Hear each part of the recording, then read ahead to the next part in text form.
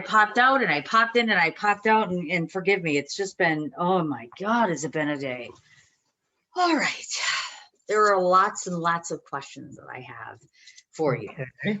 But, you know, I'm a Shakespeare fan. So when I come across a fan of Poe, it's a little bit different. It's kind of same but different to me. I'm like, you know, with Shakespeare and the Poe thing, same but different. So let's start off with, why didn't you do Shakespeare? I don't think I asked you that yesterday, but you seem like the type that would follow along the Shakespeare line. So why Poe, not Shakespeare? I have done Shakespeare. There's a musical that I wrote that adapts Shakespeare's sonnets. Every word spoken and sung is from Shakespeare's sonnets in a 2-hour musical. Oh, So why haven't I? I also did. Ah, Just this film happens to be based on the Poe adaptation I did, and it came about. Well, there's the long story and the short story. I'll try to make the long story short if I can. But, that's okay. a roommate who was sort of an actor who was at the time he was a lot older than I, and he was the kind of actor who would play Charles Dickens or Sherlock Holmes and do shows in schools. And he was very sort of classically trained, and I guess he did Poe as well. And he felt that I was the right type to play the Telltale Heart. He said, "You should read it. You are half angel, half devil. You can really play this part." So I read the short story. I liked it, and the first page in my book was basically the part that ends with, "I was never kinder to the old man than during the whole week before I killed him." Became my monologue that I sometimes would use at auditions. It was sort of my extra monologue if they wanted to see more. Mm-hmm. And then a theater that I worked with a lot in New York called the Metropolitan Playhouse, they were, for like 12 years, they did literary festivals. And the first one they did was all about Poe. And they invited people to suggest projects that had to do with Poe. And there could be an adaptation of Poe, or it could be an original work about Poe, or inspired by Poe. And I suggested that I would write a musical adaptation of The Telltale Heart for this festival, and they accepted my proposal, and that's how the piece was created. So there was an opportunity and an invitation to work on Poe. I did it, and then I did it again at the Fringe Festival, and then years later, at a different stage in my career, I decided I would like to do it again, but I wanted it. I decided, let's do it differently. Let's make it as a film. Mm-hmm. Sure. It was sort of at a time when I've always been interested in working in film, and I never quite got into the business as an adult. So I decided to just do it on my own. Let me make the film, and also therefore make it not a retread of what I did before, but a whole new creative experience. Gotcha. Now I was watching, I was coming in and going out and coming in, going out. Now the fourth time that I've watched this, one of the things that I was trying to figure out, because as I told you yesterday, I'm not a professional actor, so to speak. So I always find it fascinating to delve into, clearly there is a duality with this character. And so like good angel and then devil on the other side, right? How do you continuously flip flop back and forth? Meaning, how do you do that dance effectively? Is that more acting, intuition? How did you get that perfect balance? Because you really do seem to switch on and off, systematically. A lot of it, I talked about the actor panel when the text really hands it to you. Poe's text for this piece really does hand it to you. It is so beautifully written as a monologue, as something that's supposed to be said out loud, and that reveals character in how he speaks. So a lot of it for me in this particular part was intuitive. I just read it and I felt it. I just went with it, and the decisions, the choices presented themselves to me in a way where I didn't have to think that much about it. They came to me, and I trusted them. They felt right. So this piece, this role, this character, I fit very comfortably. I mean, maybe my roommate was right. There's a part, the access to that is there. So, and I've had many years. I mean, I performed it on stage multiple times.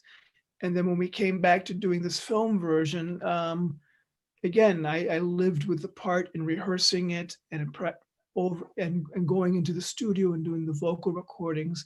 It was just with me for a very long period. So things really sort of organically grew and felt right. And um, the choices, I don't remember having to agonize about a lot of acting choices in that sense. They came, I worked them out. There they were there, and that's my favorite way to act. When you're in a position where you're not sure what you got to do and you got to work it out, and you got to figure it out.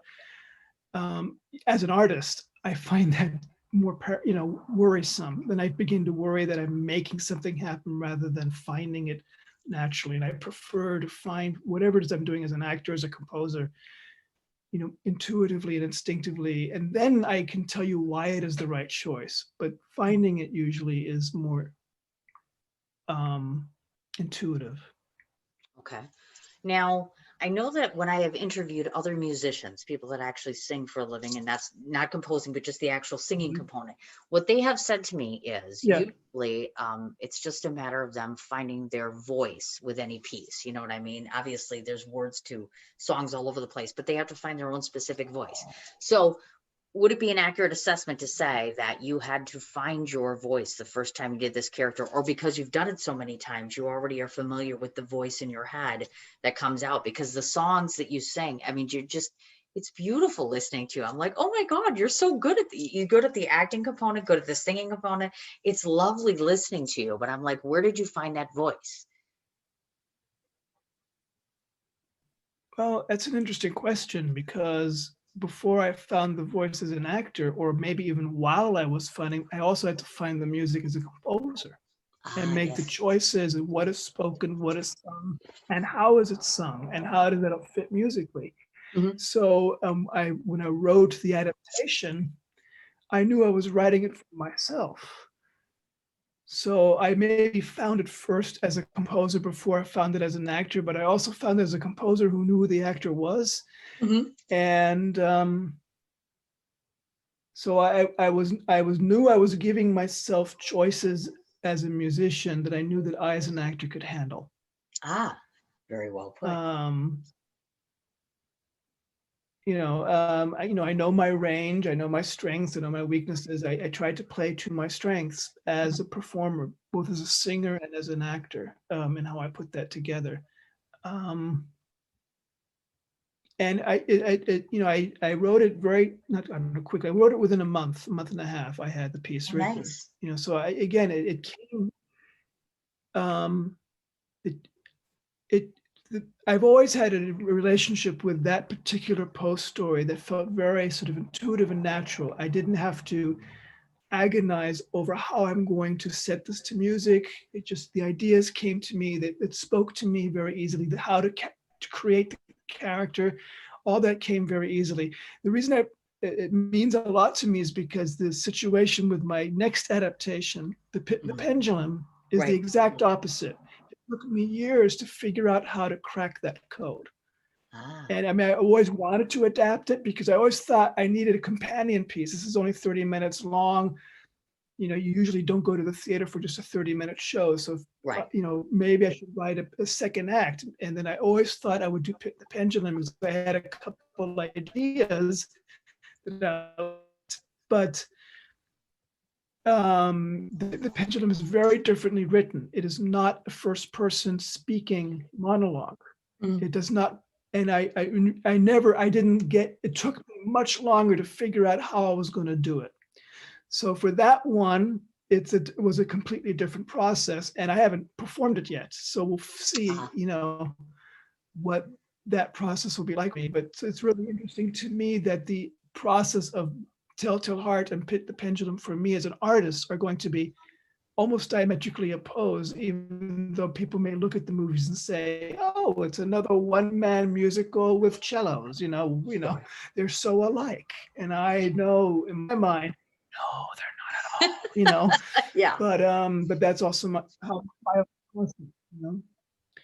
so there Telltale Heart came easily to me, and not everything always does. But Telltale Heart is a piece that came intuitively to me, and I like when that happens. It feels good.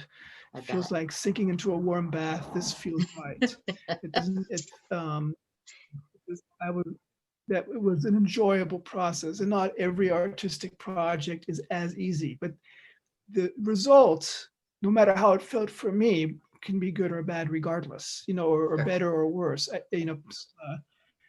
Something that I felt was not as intuitively created by me, that was, that took more craft and work and blood and sweat and tears, and therefore I might feel more conflicted about, people might find more lovely than things that came right out of my soul and just flowed out easily, and they might go, so just because something easy or not easy for me, or I love it, or I had more of a troubled experience with it, I don't think that means anything to the audience. It just means something to me. Gotcha. I gotcha. One of the things that my judges had mentioned, maybe even two of the judges, is of course, I'm sure you've heard this before, the placement of the instrumentation and just how the shots and the scenes look. And it's almost as if the instruments themselves come to life. In fact, two of the judges were specific about that. So talk a bit to those that are listening and or who will hear this panel, who have less experience. How technologically challenging is that to kind of bring them to life like that? And it's just orchestrated so lovely. Just the placement of it within the film is just so charming. So how did you pull all of that off? How difficult is that to bring literally something like that to life on screen? Well, visually, when I'm assuming you're specifically responding to when the cellos show up visually in the screen and Yes, disappear, I'm almost sorry. I like should have prefaced that. ghostly Yes. apparitions. Yes. So because it goes further back. When I first performed this on stage, 3 live cellists were arrayed around me. You saw them on stage, I got you. and then I realized, oh, I have 3 cellos, and I refer to 3 officers of the police. And I don't remember if that's a coincidence or if I made a choice in the writing of it. I just don't Mhm. remember. Sure. But on stage, I would literally refer to my 3 cellists and say 3 officers of the police. So the idea that the cellos are not merely accompaniment, but are witnesses, are storytellers. Mhm. They become the heartbeats musically. When the first time you hear the heartbeats, it's plucked and you hear it. You don't hear a real heartbeat, you hear the cello heartbeat. The second time, you don't hear a real heartbeat, you hear the cellos becoming the heartbeat. So already as a stage show, the cellos were actively engaged in the storytelling. So it made sense to want to take that to the next level when you make the film. So I early on thought, do I show an actual heart beating? I said, no, I show the cellos. The cellos become the heart. The cellos become the eye. And so we filmed them separately, Okay. all those shots, and then had to, with special effects magic, just put them in the screen, edit them in. And, my editor did the first pass at it, but then I had a colorist and special effects designer to give them their names. My editor is Stolen Hachichambaras, and Mhm. my VFX guy was Austin Lepre. Okay. And he, then finessed and fine-tuned how the cellos would appear on the screen with me. And we went over it. We made choices. At the end, when the red hot cellos are beating and constantly shifting on screen, we talked about the placement of those cellos for each shot. Each time there's an edit, the cellos move and are in a different position. And we wanted to make sure that they never touched me on screen. So they had to be placed in a way and maybe larger or smaller so that if I moved my hand on screen, it didn't or hardly touched any of those cellos. Sure. So those are some of the choices we made to create that. And we, the cellos are filmed doing, well, I should be clear that we had 3 cellists who recorded the music in Ohio. I have never met them in person. All this was Oh my done gosh. via my music guy, my sound guy, Todd Mackey. He lives in Ohio and he works with musicians there. And they convinced me that this could be done. And so when we recorded the cellos, I was on a chat like this, not Zoom, but something like it. And I was there with them and they recorded everything and we got all that music done. But then when we wanted to film them, we had to hire 3 actors who could play cello, believably, and basically mime and sync their mime to the actual music. Oh my Everything God. you see on screen is lip synced or mimed because of budgetary reasons. I hated that I had to do this. I did not want to do it this Imagine. way. The actor in me rebelled, but the producer and the director said, Danny, you have no choice. Gotcha. I basically had to do my complete vocal performance in the studio. We edited it together. We chose the best takes. We put a vocal performance together. Mhm. I then had basically 6 weeks to learn to do my part to the exact rhythms in that vocal performance. Oh my When you gosh. have a shot, there's a couple shots in there that are like 90 seconds long, Mhm. unbroken. I have to lip sync. Um, I'm actually performing on a soundstage, where we filmed it, and I'm performing to a recording that I'm hearing being played over the loudspeaker, and then in the editing, the sound and the visuals are put together. So there's a scene early on in the film. The hardest to do were when it's spoken. When you're singing, the rhythms are very clear. I Okay. know my notes, I know my rhythms. When you're talking, you can talk more freely. And when there's no music underneath, especially, when does he start speaking? When does he stop? So the second scene in the film where there's a close-up and I say something about, I love the old man. He had never wronged me, had never given me insult. That is an unbroken shot that runs at least 90 seconds. And Mhm. it's a close-up, and it's almost no singing at all. And the music is very unrhythmic. So anyway, I had to be able to know the rhythms of that speech Okay. perfectly. Because any mistake in my lip syncing would have ruined the take, and we couldn't edit around it. I had to be perfect for the full 90 seconds. So that was one of the hardest scenes for me Wow. to get right, and I practiced that one the most. And I'm kind of proud that that it worked. That you know we didn't have to do any fudging or any weirdness with making sure that the edit and the sound come together. I had to do that on the set and get it right, and I did it. I had maybe 4 takes or 5 takes that we tried it, and we took the best one. And it works well, of course. And yesterday you were on the panel, and people that weren't here yesterday wouldn't know this, but you had mentioned yesterday, of course, that your Mhm. husband is part of this process and got Yeah. involved. So tell the listening audience Yeah. now, in terms of getting your husband involved in this, at what stage, meaning how far into the process did he come into play as far as that goes? And then the other thing being is, I'm curious to ask you, after this project, is he going to continue to work with you on the next project and next, or was this kind of a one and done for y'all? I'll start with the end. He is working with me on the next film. Oh, nice. And yeah, he plays the old man in Telltale Heart. He's the poor schnook I murder. So when you see me grabbing and throwing someone down, and you see the hands going, "No, don't suffocate me," those are his hands.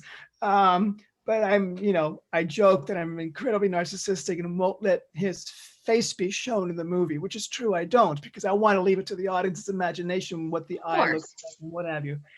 But in the next film, A Pit in the Pendulum, he gets to be in it, and he actually plays my savior. Oh gosh. At the end of the Poe story, I think most people know it. Uh, the guy who is about to be killed by the Inquisition is rescued at the last minute, and Ed will play that character. And there'll be more to it in my film than in the Poe story. There is more to that role, but I don't Okay. want to give that away. Oh, of Um, course not. but you get to see his face. Yay! You finally get to see what the old man looks So like. I'm I'm like, being a little more generous with my husband. I'm this time I'm going to show his face, and he gets to be the hero and not the murder victim. So oh, that's so cool. Absolutely. this time he saves me rather than being murdered by me. Oh my goodness gracious. Now I know that you mentioned he wasn't necessarily an industry person. So does he write along with you, or has he ever been the catalyst for any of your creations?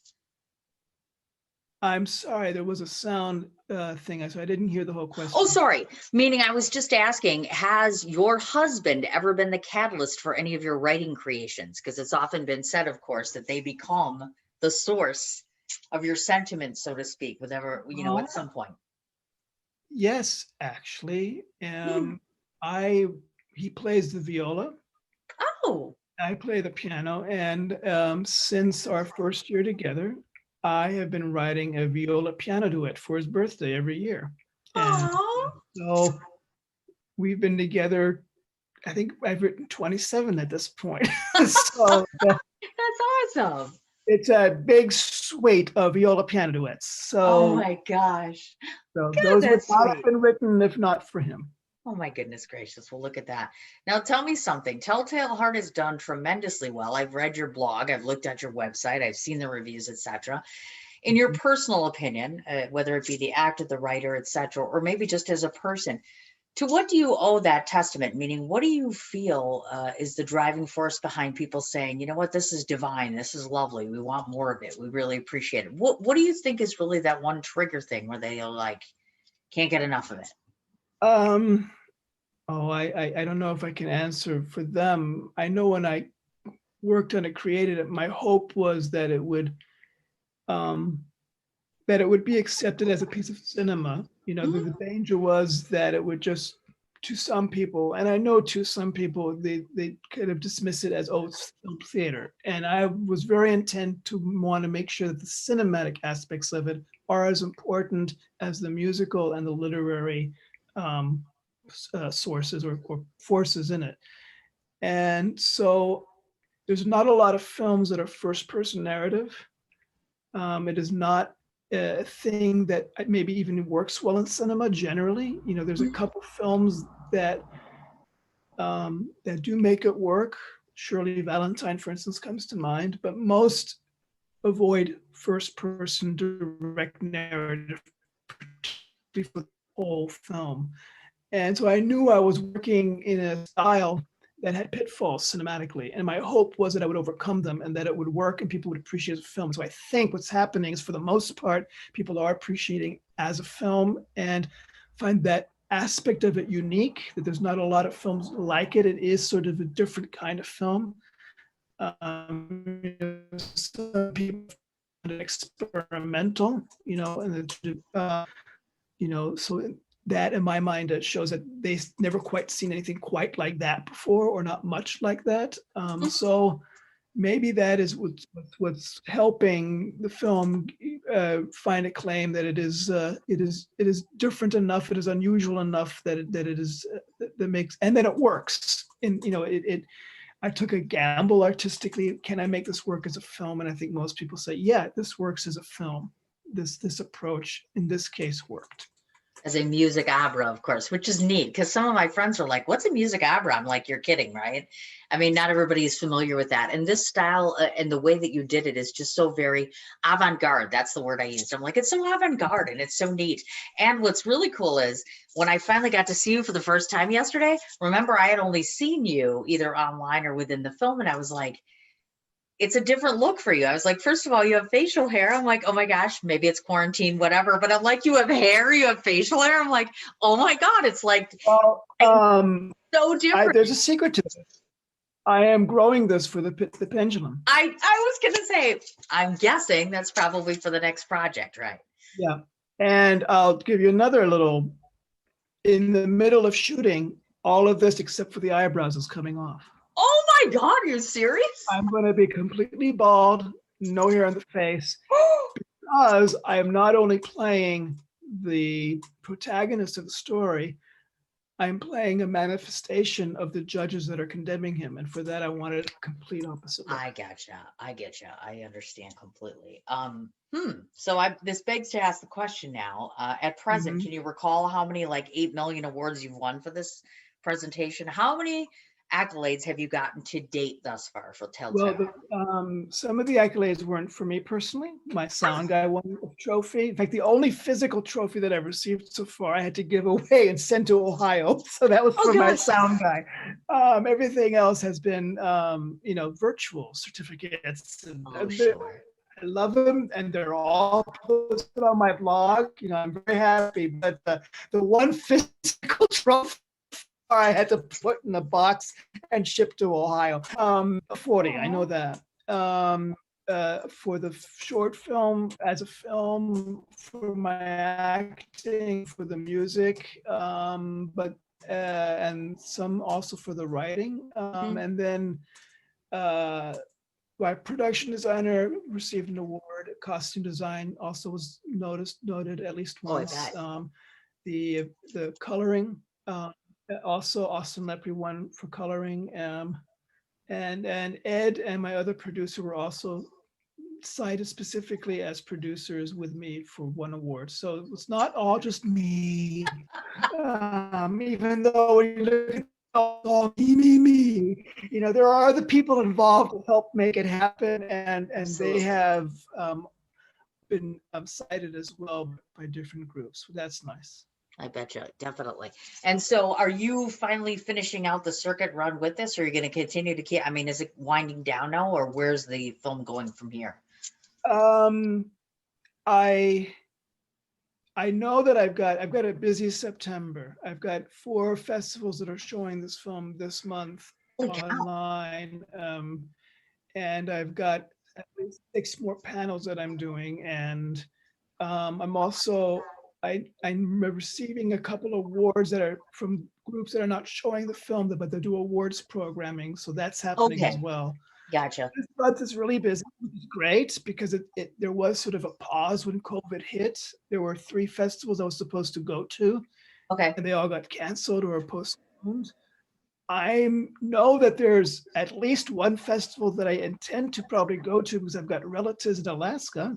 Oh The my Denali God. Film Festival accepted the film, but they've postponed their whole festival to next year. Oh gosh. So I Okay. wasn't intending on going to festivals as late as August 2021 for this, but Right. there's at least one that is scheduled for them. Oh my gosh. At this point, um, you know, I expect there still to be festivals until the end of the year, Okay. and but then for the most part, unless festivals that had postponed wait until 2021 to then do it, then I'll probably be doing that. Like the new filmmakers in New York, they showed it at the date that they had scheduled it, which was 2 weeks into the pandemic lockdown, but they only showed it Okay. online. But Mhm. the promise was that it will be a physical screening when possible. So I don't know when that'll be. In New York is being very strict about when to open movie theaters, and they Of haven't course. done it yet. Right. So um, so the original plan was that it would be just a year, and that year would end, this coming November maybe. But Okay. now with everything changing, I think some things are being stretched out. Oh, absolutely. I But would in the imagine that. meantime, I am in pre-production on the new one, on the Okay. companion piece, and I Mhm. hope to be able to film as soon as we're allowed to shoot again. Sure. I can't. I don't have the budget to like put people in quarantine for 2 weeks and Of do all the course. other things necessary to have a fully safe production, even if it's a small crew. So I'm going to have to wait until things are more relaxed, that we're allowed and feel comfortable shooting under normal circumstances. And I don't know when that's going to be. So that may delay me. So if in the meantime there's more festivals to do, then I will do them. Of course. Everything is stretched out, and we just got to sort of deal with the new circumstances. And moreover, I just found recently, folks, which people wouldn't know this, of course, but you originally were here in Wisconsin when we were Mhm. here as well. And so you have family in Wisconsin, and I'm from Wisconsin. So I'm like, what is the chance of that you come across a filmmaker with family in Wisconsin, Madison to be exact, which Dane County Yes. is not far from me. It's like 90 minutes or so. But Madison's a lovely town. You know what's nice about Madison, which I'm sure you know, Danny?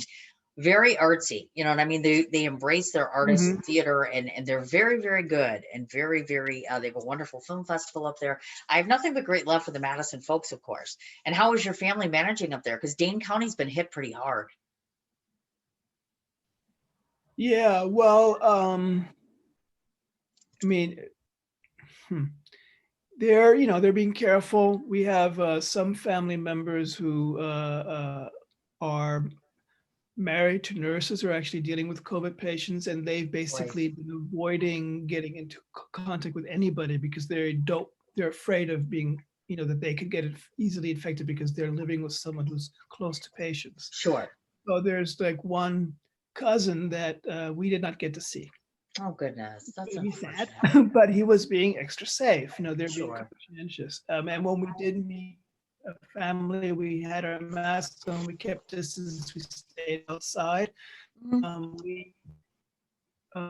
We were conscientious, but the reason, but yeah,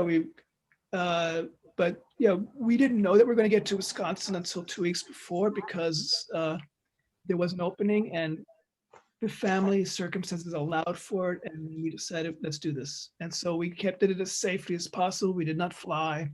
We kept to ourselves. We drove all the way, Right. and we're continuing to be safe and keeping to ourselves now that we're not there anymore.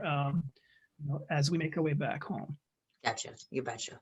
So I guess the real question is, now I can tell you, now that we've done the screening, etc. So the judges' verdicts are in. I can't tell you, obviously the nominations are coming in tomorrow, as a matter of fact, and then the awards is on Sunday. Are you going to be around for the awards on Sunday? I hope to be. What time are you doing them? Well, our last feature of the festival starts at 7 o'clock, and then we do Q&A. So I would say right before 9 o'clock, we'll probably have the award ceremony, which is about an hour long. So from 9 to 10 Central Time on Sunday is when it's going to be happening. Nominations will go out tomorrow night. So everybody will find out in an email and get laurels and things like that as far as that goes and such.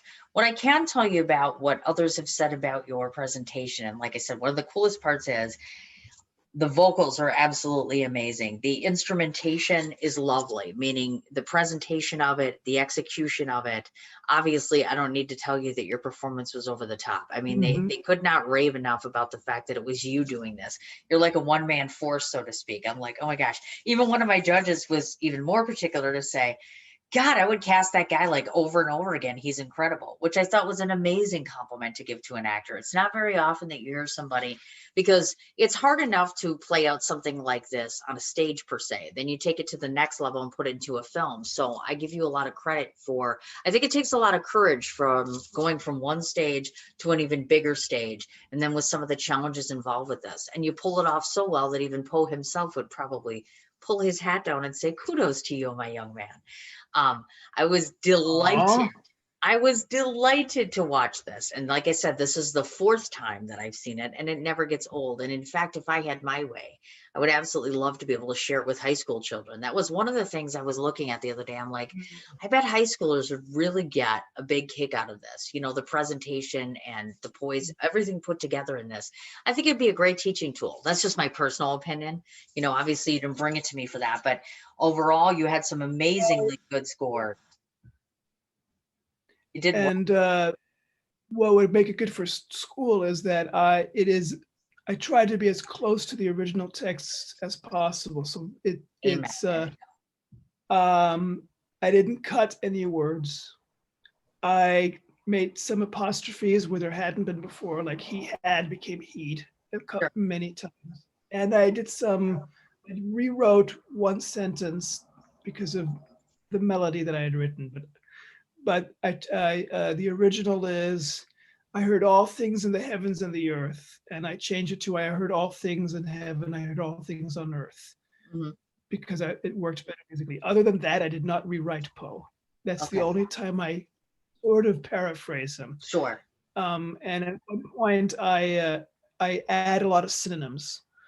He only writes, he should have seen with what prudence, with what caution. And then I added, insight, feeling, because I needed an extra verse. So I added synonyms. I added, but I only basically used synonyms to the things that he had already written. So that was sort of my trying to be really anal about not rewriting Poe, but just using, just musicalizing Poe. And absolutely. Yes, Poe only says true, nervous, very, very dreadfully nervous. I had been in them at the beginning, and one more time, and I do it like 12 times. But other than that, it's just a repeat. It's not a rewrite. So what I'm saying is that's what makes it a good teaching tool, because they could read the story and they could then see that it is true to the original text. Absolutely. I'm not doing something with a text that an English teacher would be, I think, offended by. Oh, absolutely. No, I agree. It's very well put together. But yeah, that teaching thing today, I was like, yeah, that could be exceptional. You know, you did so well yesterday in the presentation of this. I'm like, yeah, that would definitely work. I don't want to forget to ask, since Jennifer is in the room with us. Jennifer, do you have any questions for Danny? Hi. I, No, I just no questions. Just really enjoyed it. Um, my ex-boyfriend was a big Poe guy, and he once played Poe on stage and did, you know, it was really good. I really enjoyed it. So no thank questions. you. Just thank you for art. Thank you for your dedication. And as a fellow artist, thanks, love, yeah. All that good stuff. See, Yeah. Danny, everybody just adores you. This is so cute and lovely. And I'm so excited for you. You can't miss the award ceremony. That was Sylvia, by the way, in case you missed Uh, the earlier thing. Sylvia herself. We had the short block uh-huh. earlier today. That's where we started having trouble, like the comedic block. We had the funeral movie, then we had to restart that. Then Sylvia came on, and oh my gosh, it's been a day. Let me just tell you. But She needs a cocktail. That's I this did. needs a cocktail. Trust me when I tell you that wine is coming in like 10 minutes. Let's just say, because I've earned it. I've been working since like 11. This is like just, everything's had to rearrange, etc. But no, overall, I have to say today is one of 2 days that are my favorite. A lot of the blocks that played today, a lot of the films that were here today are some of my favorites.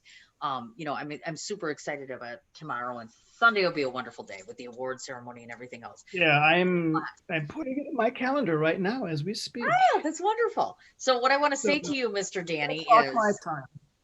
yes, 9 o'clock Central Standard Time. Mhm. I want to make sure that I say thank you. And of course, Michael's not in the room, so I'll say thank you for the both of us at the moment for participating in the actor panel. Thank you for sharing this wonderful project with me. I got so lucky that I got so many projects this year that were wonderful, and they truly are very wonderful. Very passionate artists, I have to say, this year. And earlier, I had an international project that was lovely. I'm finishing out my night tonight with you, which is even more wonderful. I think that it's been just a joy to meet you. We have enjoyed our time with you immensely. I hope that you're able to come back on Sunday. I'm glad that you were able. I'm so happy we were able to get through this screening. That was the other worry that I had was, oh my God, do we have to start this like 7 times? So tonight, actually, after the wine, we're going to have to sit down and figure out why our modem is crashing, etc., because we have another full day. This is why technology sucks, folks. This is why we do live instead of virtual, because this stuff is driving me nuts. Absolutely. You betcha. But You're doing great, though, honey. You're doing excellent. That was a crazy morning. It started out nuts. Oh, it was but insane. You know what? Yeah, it was okay. That you handled it very well. I tried. All good. I did. I tried very, very well. It's been a rough day for everybody all the way around, but now it'll be nice because, like I said, we have tonight to figure it out. Tomorrow we do start again early. Obviously, I know you're on the road. Jennifer, you're more than welcome to come back anytime you like. We have another 2 days full of stuff. Thank you. And of course, Danny, you're not doing the red carpet. Jennifer, is Sylvia on the red carpet at all? Are you guys doing virtual red carpet? Because I don't know that Angela told me or not.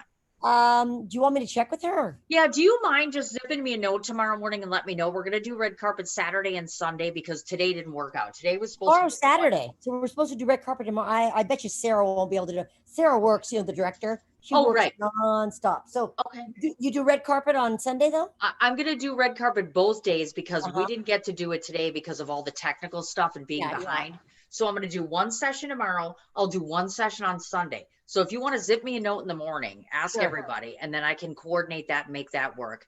Danny, I won't bug you because I know you got to go on the road, of course. And maybe next time when I actually see you, I might see your husband, who you say exists, who's in the corner talking to us. I'm just going to say that because that's what I heard yesterday. Hello. Oh my God, there's a voice. There's a voice. Like really for sure. I was like so excited. I'm like, yay. So wonderful. So yes, thank you so much. And before I sign off to everybody again, Jennifer, thanks so much for sticking with us. Of course, Danny, as always, thank you for everything. To anybody everybody today that was here, let me just say this much. Number one, thank you so much. It's been a really rough year trying to get attention and people noticing these films. And I'm super proud of everybody that showed up today. I'm so glad that some of the comments that I received today about the panels and everything I did was so lovely and refreshing. I have to tell you, it's tough every day to get up and try to get encouraged and excited. And I come to the table every day, hopefully with something that you enjoy. So thank you so much to everybody that was here and participating.